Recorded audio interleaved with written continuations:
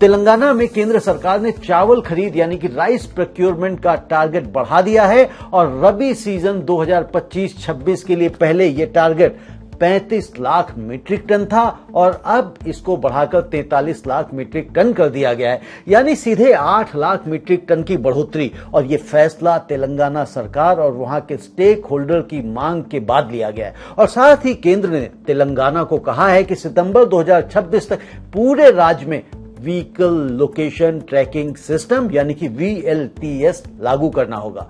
तो ये हुआ क्यों है दोस्तों? अब सवाल यह है कि केंद्र सरकार ने अचानक ये टारगेट क्यों बढ़ाया? तेलंगाना जैसे राज्यों में धान की पैदावार लगातार बढ़ रही है और अगर सरकार पूरा प्रोक्योरमेंट नहीं करती तो किसानों को अपनी उपज ओपन मार्केट में MSP से कम दाम पर बेचनी पड़ती।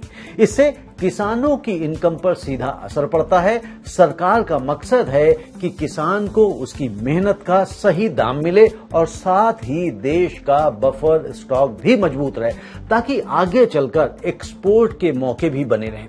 और VLTS वाली शर्त इसलिए जोड़ी गई है ताकि सरकारी गोदामों की तरफ जा रहे चावल की रियल टाइम ट्रैकिंग हो और डाइवर्जन लीकेज रुके।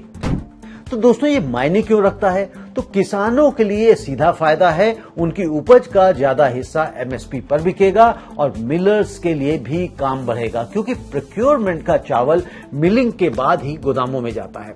एक्सपोर्टर्स के लिए ये एक अच्छी खबर है क्योंकि बफर स्टॉक मजबूत होने से बासमती और नॉन बासमती दोनों की एक्सपोर्ट पॉलिसी में स्थिरता आती है। सरकार के लिए एक फाइनेंशियल बोझ भी है क्योंकि प्रोक्योरमेंट स्टोरेज और डिस्ट्रीब्यूशन पर खर्च पड़ता है। कमोडिटी मार्केट के नजरिए से घरेलू सप्लाई बढ़ने से चावल की कीमतें स्थिर रहने की उम्मीद है और जिसका फायदा कंज्यूमर्स को भी मिलेगा। अब इसके दोस्तों रिस्क और अपॉर्चुनिटी का भी एनालिसिस कर लेते हैं। तो दोस्तों ये अवसर ये है कि मजबूत बफर स्टॉक भारत को भविष्य में एक्सपोर्ट पॉलिसी में ज्यादा फ्लेक्सिबिलिटी देता है।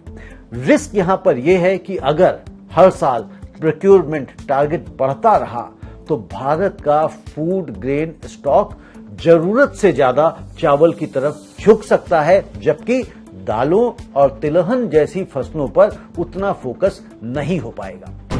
अब इसके अगर हम लॉन्ग टर्म इंपैक्ट की बात करें तो 1 महीने में तेलंगाना के किसानों को तुरंत बेहतर दाम मिलना शुरू होगा। 1 साल में ये पॉलिसी बाकी राज्यों के लिए भी एक बेंचमार्क बन सकती है और 5 साल में अगर ये ट्रेंड जारी रहा तो भारत की एग्रीकल्चर पॉलिसी और भी ज्यादा राइस सेंट्रिक हो सकती है।